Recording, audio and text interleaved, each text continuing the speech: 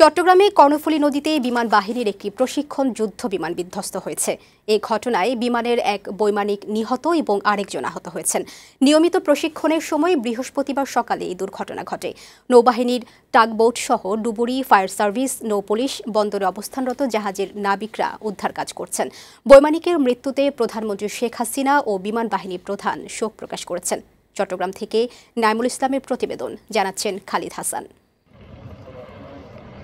নিয়মিত প্রশিক্ষণের অংশ হিসেবে চট্টগ্রামে বিমান বাহিনীর জহুরুল হক ঘাঁটি থেকে ইয়াক 130 মডেলের প্রশিক্ষণ যুদ্ধ বিমানটি সকাল 10টার পর উড্ডয়ন করে। প্রশিক্ষণ শেষে ফেরার সময় বিমানটিতে কারিগরি সমস্যা দেখা দেয় এবং আগুন ধরে যায় বলে জানায় আন্তঃবাহিনী জনসংযোগ পরিদপ্তর ISPR।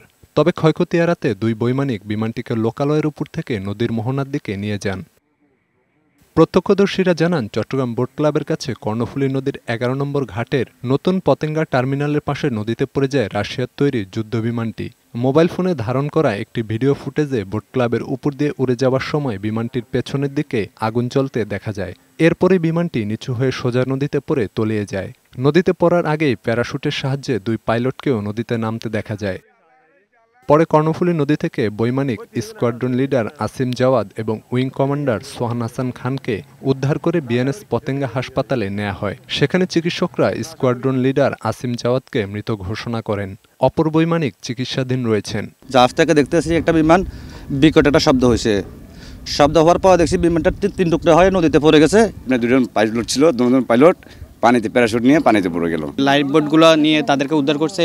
নিহত স্কোয়াড্রন লিডার আসিম জাওয়াদ 2010 সালে বিমান বাহিনীতে যোগ দেন। তিনি বিমান বাহিনী ক্যাডেটদের জন্য সর্বোচ্চ সম্মান সোর্ড অব অনার প্রাপ্ত দক্ষ বৈমানিক ছিলেন বলে ISPR জানায়। তার বয়স হয়েছিল 32 বছর। তিনি স্ত্রী, এক কন্যা এবং এক পুত্র রেখে গেছেন। ঘটনার পরপরই সহকারী বিমান বাহিনীর প্রধান air vice marshal Kamrul Islam চট্টগ্রামে যান এবং উদ্ধার কার্যক্রম তদারক করেন। দুর্ঘটনার কারণ অনুসন্ধানে একটি উচ্চ পর্যায়ের কমিটি গঠন করেছে বিমান বাহিনী। ISPR জানায়, বিধ্বস্ত বিমানটি উদ্ধারে বাংলাদেশ নৌবাহিনীর টাগবোট সহ ডুবুরি, ফায়ার ফাইটার, পুলিশ, বন্দরে অবস্থানরত জাহাজের নাবিকরা কাজ করছে। ডেস্ক রিপোর্ট, বৈশাখী সংবাদ।